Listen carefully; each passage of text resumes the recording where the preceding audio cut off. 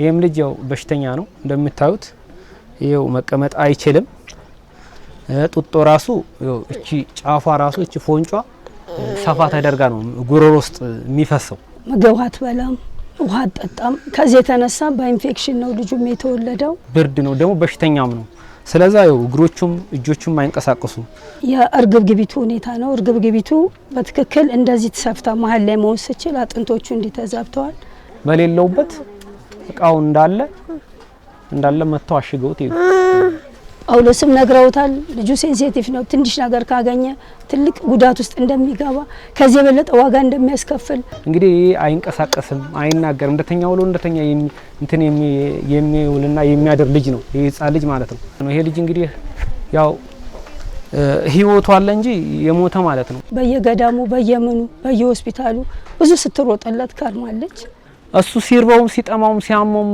በለቅሶ ነው የሚገልጸው ከቤት የለው ከጤና የለው ከስራ የለው እያለቀስኩኝ ይሄ ልጅ ሜዳ ላይ ጣርኩት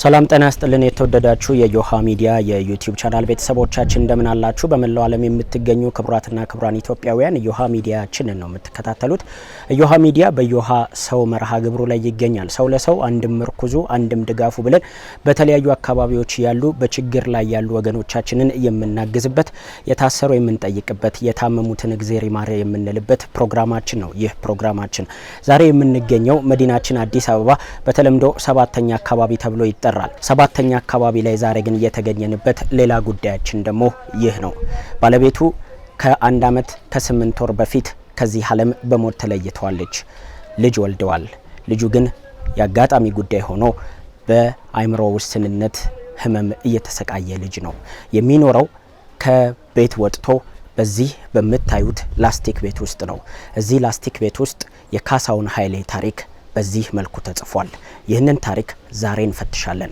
አብሮነታችሁን ከኛ ጋር አድርጉ ጉዳያችንን ጉዳያችሁ አድርጋችሁ ስለምትከታተሉን እጅግ አድርገን እናመሰግናለን ዮሃ ሚዲያ የዩቲዩብ ቻናላችን ነው ሰብስክራይብ አድርጉ ቤተሰብ ይሁኑን ረጅሙን ጉዞ አብረን እንጓዛለን ሚልኪያስ ጌታቸው ከፕሮግራሙ ጋር አብሬያችሁ ቆይታ አደርጋለሁ ሰናይ ጊዜ ይሁንላችሁ ካሳውን በቅድሚያ እናመሰግናለን ለቃለ መጠይቅ ፈቃደኛ ስለሆንክልን እሺ እስቲ እንግዲህ ያንተን ታሪክ በተለያዩ ማህበራዊ ድረገጾች ላይ ነው አንብበን የመጣ ነው ምናልባት ታሪክን ከፊት ብንጀምርና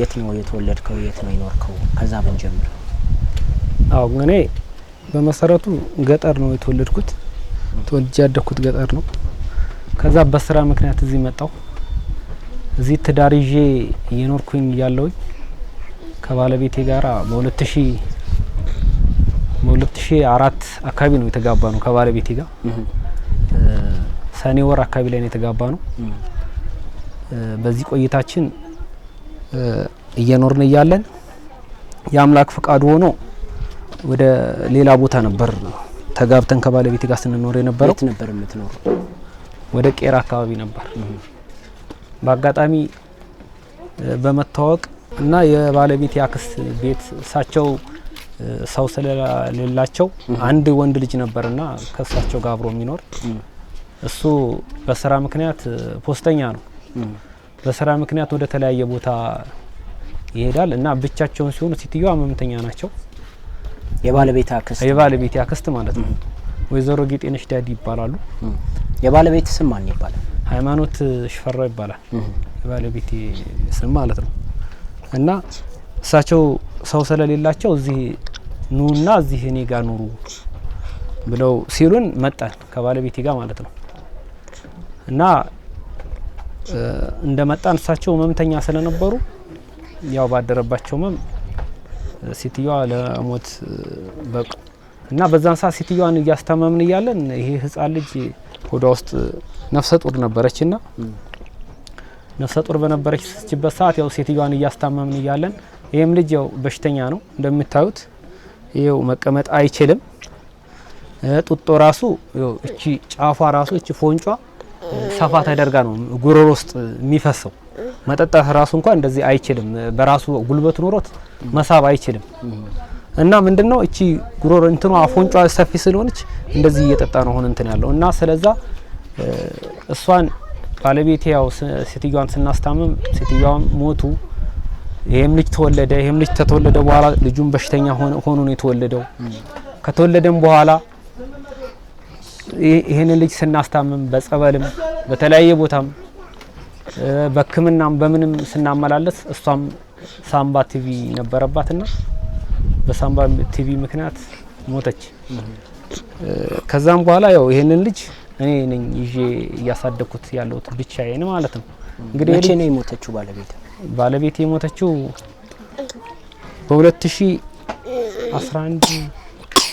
በ2011 ነሐሴ 8 አመት ነው የሞተችው ዓመተ ምህረት ማለት ነው። አንድ አመት ከምናምን ነው። አንድ አመት ከ8 ወር ነው ከ9 ወር አካባቢ ነው መሰለኝ። በሁለት አመት ሊሞላትም እንኳን ከሞተች ማለት ነው።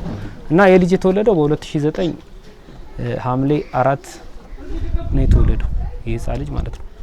እንግዲህ በአጠቃላይ የልጅ 4 አመቱ ነው ማለት ነው። እና የልጅ ያው እሷ ከሞተች ወደዛ እኔ ነኝ ብቻዬን ይዤ የምኖረው። እሳቸው ቤት ውስጥ ያው እየኖርን እያለን እሳቸው ቤት እስከ ዛሬ ድረስ እየኖርኩበት እያለው ቤቱ ያው በሴትዮዋ ስም ስለነበረ በቃ ባለቤቷ አክስት ስም ነበር፣ በእሳቸው ስም ነው ቤቱ። እንደዛ ስለሆነ ሌላ ሰው ያኛው ልጅ ቅጹ ላይ አለ። ያኛው ኃይሉ ይባላል የሷ ወንድም ማለት ነው። ቅጹ ላይ ያለው እሱ ነው። እሱ በቃ ሴትዮዋ ከሞቱ ቤቱ ለመንግስት ይመለስ ሲሉ አይ እኔ ቤቱ ይገባኛል ሲል እሱ እንትን አለ። መጀመሪያ እየጠየቃቸው ነበር ስም እንትን በሉልኝ እያለ እየጠየቃቸው ስለነበረ ዝምበልና ማን ተነሳለክ ማን ነው የጠየቀ ዝምበለ ቁጭ አትልም ወይ ብለው አሉት ሲሉት ከዛ እሱ አይ እንደዚህ ካሉኝ አለ ዝም አለ። ዝም ሲል በኋላ መጨረሻ ላይ እሱ ዝም ስላለ እነሱ መጡና ቤቱን ወረቀት ለጠፉበት። በቃ ቤቱ ለመንግስት ይመለስ ውጣ ከዚህ ቤት ውስጥ እዚህ ቤት ያላችሁ ሰዎች ውጡና ቤቱ በቃ ለመንግስት ይመለስ በሚል ወረዳውን ሲከሱ እሱ የባለቤት ወንድም አንተ እንድትኖርበት ነበር የሚፈልገው። አብረን ነበር አብረን ያው ለኔ ሲል እሱ አሁን ይሄም ልጅ ከተወለደ በኋላ በቃ እኔም የትም ይሄ ልጅ ይዘህ የት ትወድቃለህ በቃ እዚሁ ተቀመጥ ያዝ በቃ ልጅ ይሄ ልጅስ የት ይወድቃል ብርድ ነው ደግሞ በሽተኛም ነው። ስለዛ ያው እግሮቹም እጆቹም አይንቀሳቀሱ እና ይሄው ልጁ ሁኔታ በዚህ ደረጃ ላይ ነው ያለው። ስሜ ጤና ዓለም ዘለለ ይባላል። ተወለድኩትም እዚሁ ወረዳ ውስጥ ነው ያለሁት። ለብዙ አመት እዚሁ ነው ያለሁት ማለት ነው። ካሳሁን እንግዲህ ሃይማኖት የምትባል ባለቤት አለ። እዚህ ከመጡ ጀምሮ አብረን በጉርብትና በጓደኝነት ብዙ ኖረናል። የቡና ማህበር አለን። ቅዳሜ እሁድ የምናዘጋጀው ግቢ ስር የቡና የግቢ ህብረት አንድ ላይ አድርገን ብዙ ነገሮችን እናደርግ ነበር። ከእርግዝናውም ጀምሮ አክስቷን በማስታመም የነበራትን ጉዳት ምግብ አትበላም፣ ውሃ አትጠጣም። ከዚህ የተነሳ በኢንፌክሽን ነው ልጁም የተወለደው። ያው እንደ ፖቲዝም ተብሎ ነው የሚባለው። ብዙ ችግር ያለበት ልጅ ነው። ጭንቅላቱ መሰራት አለበት። ምክንያቱም እንደሌላው እንደ ኖርማል ልጆች እድገቱን የዘጋው የእርግብግቢቱ ሁኔታ ነው። እርግብግቢቱ በትክክል እንደዚህ ተሰፍታ መሀል ላይ መሆን ስችል አጥንቶቹ እንዲተዛብተዋል። ለሱም ረጅም ቀጠሮ ነው የተሰጠው። ጭንቅላቱ በኦፕራሲዮን መስተካከል አለ ተብሎ ምግብ አይበላም፣ ይፈጫል። ሙዝም ሆነ አቮካዶም ተፈይቶ ላንቃው ላይ ይለጠፋል። በላንቃውና በምላሱ እያዋሃደ በግድ ነው እሱ ነው የሚወጣው። ያው እንዳሳያችሁ ጡጦውም መሀሉ ተቀዶ ሲፈስ እዚህ ጋር ሲደርስ ነው የመዋጥ እንትን ያለው። የመሳብ ኃይል የለውም። አጥንቶች ሁሉ ትክክል አይደሉም፣ ኖርማል የተጣመሙ ናቸው።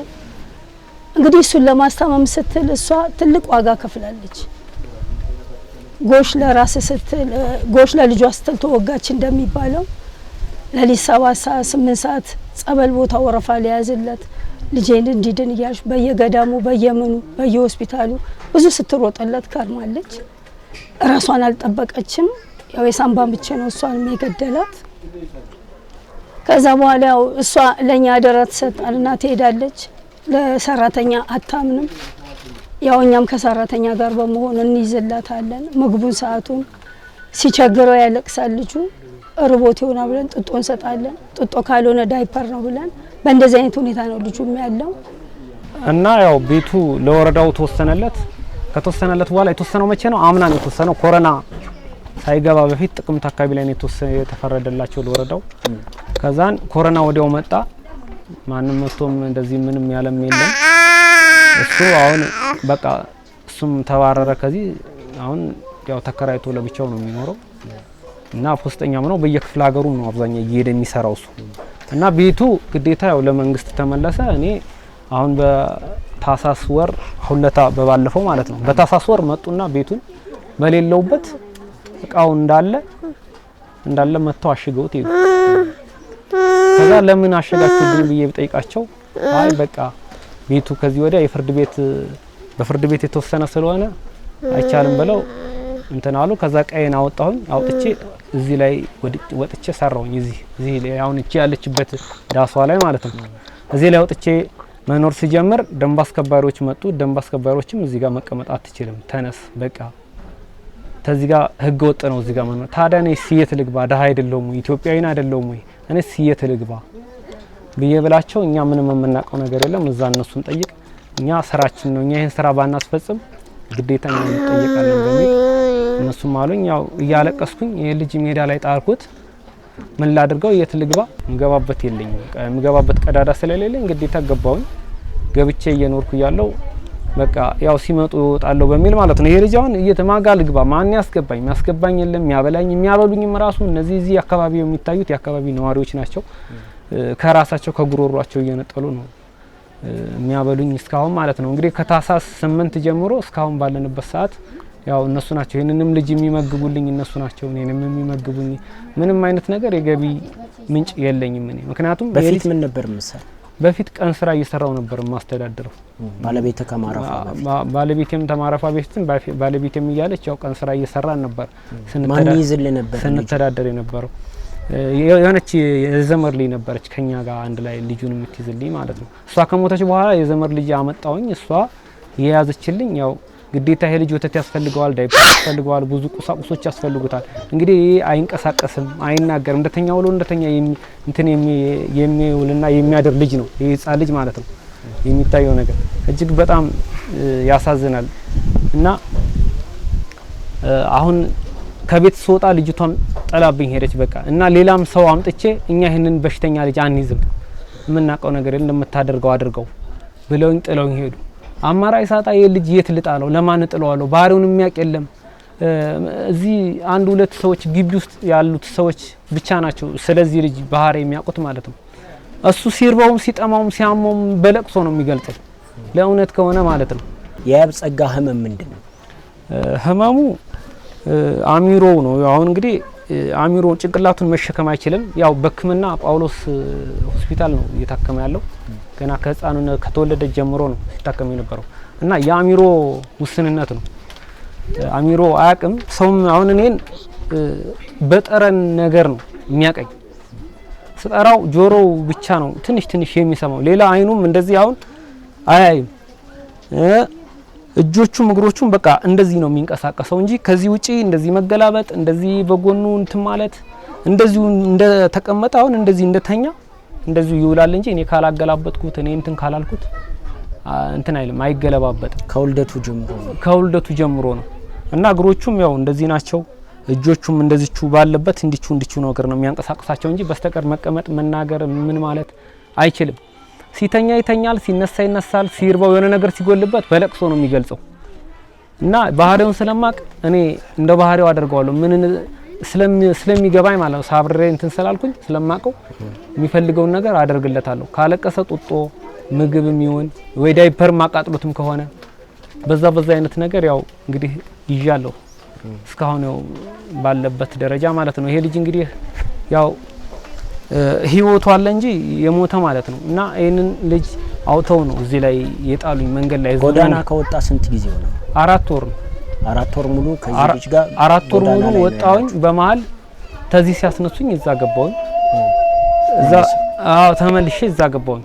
በራሴ ማለት ነው። ምንድነው ማስገባበት አጣው ተዚህ አባረሩ ንቅልቅል አደረጉ ጣሉት ወደ ሜዳ በቃ ጣሉት ተነስ በቃ ከዚህ ፖሊሶች መጡ የደንብ አስከባሪዎች መጡ በቃ ተነስ ከዚህ እዚህ አትቀመጥም አሉ አማራጭ የለኝም ይት ምገባበት ቀዳዳ ጠፋኝ ስለዚህ ዝም ብዬ ገባው ነፍሱን ለማዳን ስለዚህ ልጅ ህይወቱን ለማትረፍ ስል ማለት ነው እንግዲህ ልጅ መቼም ነፍስ አለው አልሞተም ነፍስ አለው እንግዲህ ግዴታ በብር አሁን እዚህ ጋር ይሄ በዚህ የሚታየው ነገር ይሄ ቱቦ ነው አሁን በዚህ ጋር የሚወጣ ቱቦ አለ ሽታ አለው ኃይለኛ ሽታ አለው ትንሽ ነገር ሽታ ከነካው ፀሐይ ተነካው የመታመም እንትን እጅግ በጣም ቅርብ ነው እንደ ሳይነስ ወዲያው ያፍነዋል ጤንነቱም እጅግ በጣም አሳሳቢ ነው እኔ ያው ሁኔታውን ስለማቅ ጥንቃቄ ያደረኩ ነው ያስኩት እንግዲህ ከአምላክ ጋራ ከፈጣሪ ጋራ ማለት ነው እንግዲህ ያው እሱም ይዞ እየሮጠ ነው ያለው እሷም ከማለፏ በፊት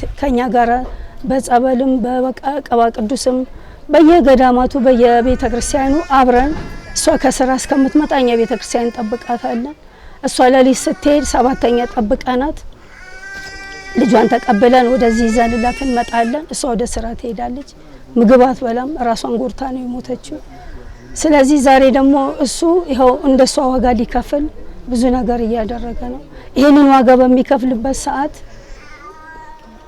ልብሱ መታጠብ አለ በየጊዜው ዳይፐር አለ በቀን 4-5 ይቀየራል አንድ ዳይፐር ዛሬ የሚገዛበት ትልቅ ዋጋ ነው መድኃኒት ሊገዛ ይኬዳል ጠፋ ይባላል እሱን ፍለጋ ብዙ መከራና ስቃይ ውስጥ ይታያል እንደገና ደግሞ አሁን እንደምታየው ደግሞ የኑሮ ውድነት አለ የበለጠ ከወጣ እዚህ ላይ ከተቀመጠ ረጅም ጊዜ ነው አሁን በቀደም ራሱ ከመውጣቱ የመሬቱ ሽታ የቱቦ ሽታ ነክቶት ታሞሳኞ ማክሰኞ ተራሱ ሐኪም ቤት ነበር ዛሬ ሐኪም ቤት ውሎ ነው የመጣው እናንተ እስከምትመጡ ድረስ ብሎ ሐኪም ቤት ሄዶ ነው የመጣው እና በየጊዜው እንደዚህ ያደረገ እየተንገላታ ነው ያለው የ27 አመት ወጣት ልጅ ነው ሮጦ ሰርቶ መብላት የሚችል ነው ብዙ ማድረግ የሚችል ነው የኔን ቤት ሁሉ የሰራው እሱ ነው አቅም አለው ችሎታ አለው ዕውቀት አለው ግን ልጁን ለማንጠሎት ሄዱ የሱንም ዘመድ አመጣ የሚስቱንም ዘመድ አመጣ የማይሆን ነገር ነው አልቻሉም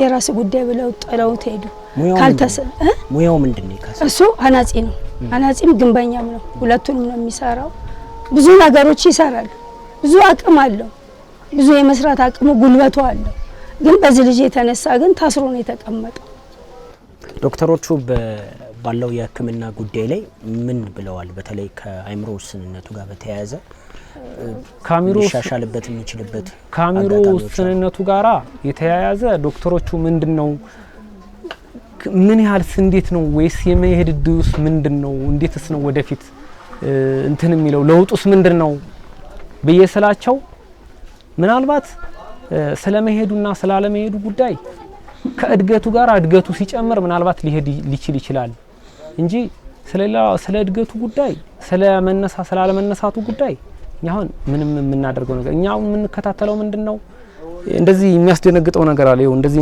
እንዳውኑ ማለት ነው እንደዚህ የሚያስደነግጠው ነገር አለ ይሄንን ለዚህ መድኃኒት አለው የሚወስደው መድኃኒት ማለት ነው እንደገና ደግሞ ሌላው ቁመቱ ምናምን ክብደቱ ምናምን ይሄን ነው እነሱ እና ዶክተሮቹ ያው ካንገት በላይ ሲክስታን የማርምተን አንድ 3 ተነስቷል እና አሚሮን እንትን ለማለት ማለት ነው እና ያው የአሚሮ ውስንነት እንዳለው ነው እነሱ የነገሩ እና ምንድነው ምናምን ስላቸው በምንስ እንዴትስ ነው ሊስተካከልስ የሚችለው ምናምን እሱ ከእድገቱ ጋር ተያይዞ እድገቱ ሲጨምር ሊልቀው ይችላል በሚል ነው በስተቀር ከዛ በኋላ ላለው ነገር በቀጠሮ እሄዳለሁ እና ስለ መሄድ አለመሄዱ ጉዳይ ከእድገቱ ጋር ተያይዞ ከጊዜ በኋላ ምናልባት ሊለቀው ይችላል በስተቀር ከዛ በታች ላለው ነገር ግን ባለበት በቀጠሮ እናየዋለን መድኃኒት አለው የሚወስደው መድኃኒት ሶዲየም ቫልቮሌት ነው ምናምን የሚባል መድኃኒት አለ በኪኒኒና ወይም በሽሮፕ ማለት ነው እሱን ይወስዳል በተመሳሳይ ሰዓት ጧትና ማታ ማለት ነው እሱ ምንድነው ድንግጥ ምናምን ነገር ለሚያደርገው ነገር ነው ሰው ውርጭጭት ምናምን የሚያደርገው ነገር አለ ለሱ መቆጣጠሪያ ተብሎ ነው እሱ የሚሰጠው ከዛ ውጪ ደም ማነስ ወይ መቀነስ ወይም ደግሞ ምግብ ያለ መብላት ወይ እሱ እንደዚህ ያሉትን ነገሮች ነው እነሱ እየተከታተሉት ያሉት ማለት ነው። ከዛ ውጪ ምንም የሚያደርጉለት ነገር የለም። ቀጠሮ ሲሰጡኝ በቀጠሮ ሄዳለሁ። ህክምናውን ያው ይከታተሉታል ዶክተሮች ማለት ነው። ሴት ብትሆን አዝላ የፈለገችበት ሄዳ ሰርታ ትመጣለች። እንጀራም ጋግራ ልብስም ማጥባ ትገባለች። ይሄ ግን መስራት አይችልም። ለማን ጥሎት ይሄዳል? አሁን ይሄ ያለቀ አሁን ይሄ ወጣ እየተባለ መሄድ አልቻለም። ስለዚህ ተቋጥሮ ያለው እናትም ምንም ሆኖ የሚያስተዳድረው እሱ ነው። ስለዚህ ከቤት የለው፣ ከጤና የለው፣ ከስራ የለው። እንዲሁ ነው ያ የደረሰ እንደዚህ ያያችሁት የአካባቢ ሰው ያለው ዛሬ አንድ ነገ አንድ ይላል። ዛሬ ቢሰጥ ነገ አይሰጥም። የበለጠ ኑሮ ውድነት አለ። አሁን ደግሞ ኮሮና በተስፋፋበት ጊዜ ማንንም አያስጠጋም። እንደምታዩት የአዲስ ከተማ ቤት ደግሞ የተጠጋጋ ነው። ትንሽ ናት። ወደ ላይ የምንስራ ወርታችን የምንስራ ትንሽ ናት። ለእኛም ለራሳችን የምትሆንና የምትተርፈን አይደለም። ትንሽም ብትሆን የሚያርፍበት ቢያገኝ ሰራተኛም ቀጥሮ ቢሆን እሱ ወጥቶ የሚገባበትም ነገር ቢመቻች፣ ይበልጥ ደግሞ ለልጁ የተመቸ ነገር ከሌለው ጤና ጣቢያም ተነግሮታል፣ ጳውሎስም ነግረውታል። ልጁ ሴንሲቲቭ ነው። ትንሽ ነገር ካገኘ ትልቅ ጉዳት ውስጥ እንደሚገባ ከዚህ የበለጠ ዋጋ እንደሚያስከፍል እንዴት እንዳልገለጸው አላቅም እንጂ ተነግሮታል።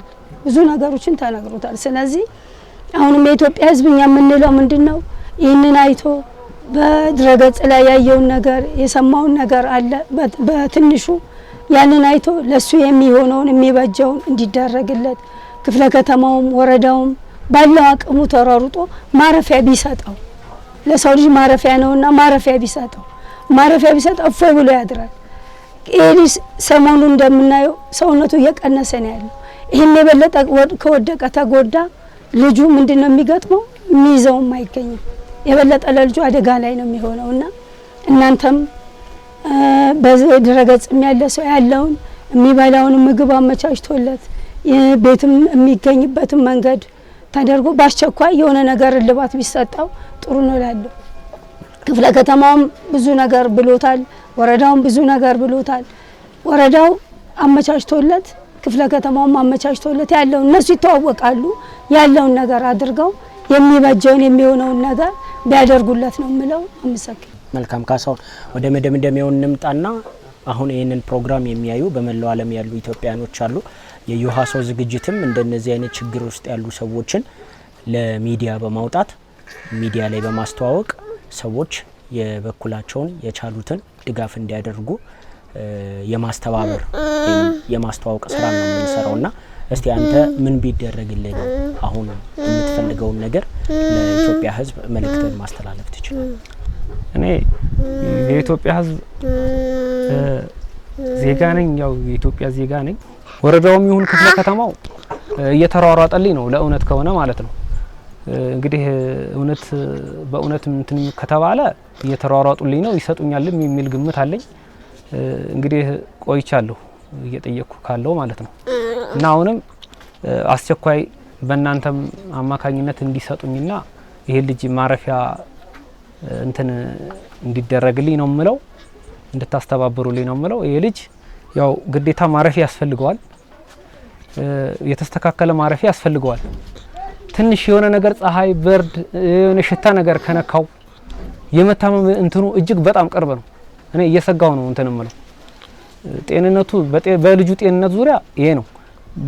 በስተቀር በመጠለያ ዙሪያ ግን ያው እንዲሰጡኝ ነው የምለው። እኔ እንዲሰጠኝ እንድታስተባብሩልኝ ነው በእናንተ አማካኝነት የምለው፣ ሌላ ነገር የለም።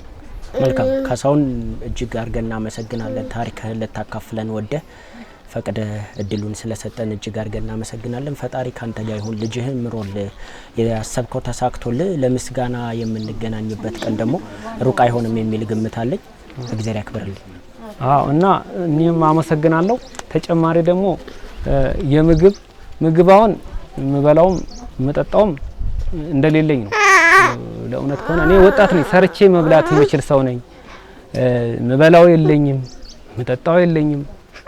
ይሄና 4 ወር ሙሉ ማለት እጅግ በጣም ብዙ ነው። ለአንድ ቀን አሁን ጧት ቁርስ በልተን ምሳ ሳንበላ ከቀረን እጅግ ይከብደናል። ስለዚህ ይሄ ሁሉ 4 ወር ሙሉ ምግብ የሚያበላኝ ማን ነው? እነዚህ የምታዩቸው የአካባቢ ነዋሪዎች ናቸው። ከጉሮሯቸው ከሚበሉት እየሰጡኝ ከሚጠጡት እያጠጡኝ እንጂ እኔ ምንም ይሄ ልጅ እንደዚህ እንደምታዩት ይዤ ቁጭ ነው ያልኩት። በቃ እጅና እግሬ ግን ወጣት ነው ሰርቼ መብላትና ማስተዳደር የሚችል ሰው ነበርኩኝ። ያው እንግዲህ አማራጭ ሳጣ ግዴታ ይሄ ልጅ የሚይዝልኝ ሰው ስለሌለ ማንም ሰው ስለማይዘው ባህሪውንም ማንም አያውቅም። ስለዛ ይሄንን ልጅ ይዤ ቁጭ ብያለሁ። ምበላው ምጠጣውም የለኝም። ያው ምበላው ምጠጣውም ግዴታ ያስፈልገኛል። ይሄን ልጅ የሚበላው የሚጠጣው ግዴታ ያስፈልጓል። ከአልባሳት ከምግብ ጀምሮ ሳሙና አለ። ያው አሁን የኑሮ ሁኔታም እጅግ ይከብዳል።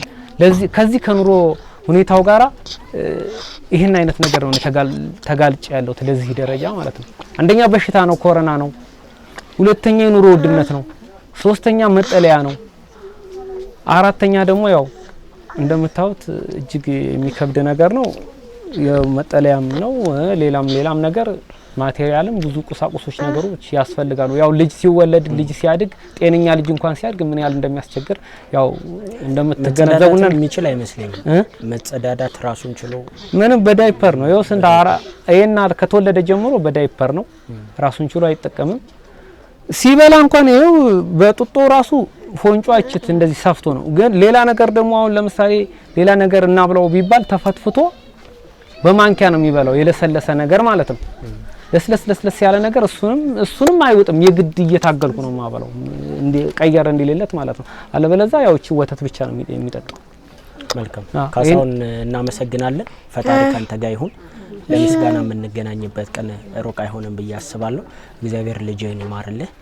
ላንተም ጠንክር በርታ ነው የምንለው። እሺ እግዚአብሔር ይስጥልኝ፣ እግዚአብሔር ያቆይልኝ፣ እድሜ ይስጣችሁ፣ እግዚአብሔር ያክብርልኝ። ክብራትና ክብራን የካሳውን ኃይሌ ታሪክ ይህን ይመስላል። ልጁ ያብጸጋም በዚህ መልኩ አይታችሁታል። እዚህ አካባቢ ያሉ ደጋግ ኢትዮጵያውያን ጎረቤቶች መደጋገፍና መረዳዳት ትላንት ከእናት አባቶቻችን የወረስነው ነው ብለው ዛሬም ካሳውንን ባላቸው እየደገፉ አብረውት እየተሰቃዩ ይገኛሉ። በልጁ ህመም ምክንያት ብዙ መስዋዕትነት የከፈሉ ጎረቤቶች እቺ መንደር አቅፋ ይዛቸዋለች። የካሳውን ኃይሌ ታሪክ በዚህ ላስቲክ ቤት ውስጥ እንዲህ ተጽፏል። ነገር ግን ሁላችንም ኢትዮጵያውያን ነን። ኢትዮጵያውያን ደግሞ ይደጋገፋል፣ ይረዳዳል። እዮሃ ሰው ፕሮግራማችን ይህንን ባህላችንን ይህንን የኛነታችን መገለጫ የሆነውን ነገር ለህዝብና ለዓለም ያስተዋውቃል። በመላው ዓለም ያላችሁ ኢትዮጵያውያን በሙሉ ለዚህ ልጅና ለካሳውን ዛሬም እንድረስለት ጥሪያችን ነው። በርካታ ጊዜ በርካታ እናቶችን ከልጆቻቸው ጋር ቀርበን እናውቃለን። በተለይም ግን አባቶች በዚህ ሁኔታ ሲቀርቡ ይህ ጥቂት የሚባሉ ታሪኮች ውስጥ የሚመዘገብ ነው። ክቡራትና ክቡራን ዛሬም እንደ ሁል ጊዜው የእናንተን ድጋፍ እንሻለን።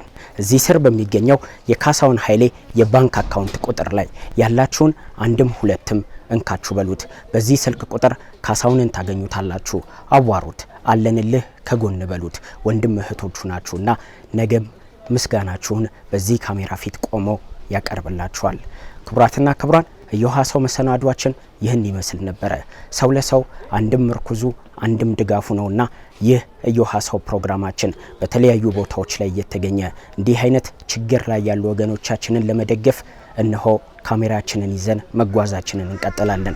የዛሬውን ግን በዚህ አበቃን። ሚልኪያስ ጌታቸው ከካሜራማን ሙሌ ጋር በመሆን አብረናችሁ ቆይታ አድርገናል። እዮሃ ሚዲያን ሰብስክራይብ አድርጉን፣ ቤተሰብ እንሁን፣ አብረን እንጓዛለን፣ አብረን እንሄዳለን። የዛሬውን ስንቋጭ ሁሌም እንደምንለው ፈጣሪ ሀገራችንንና ሕዝቦቿን አብዝቶ ይጠብቅልን።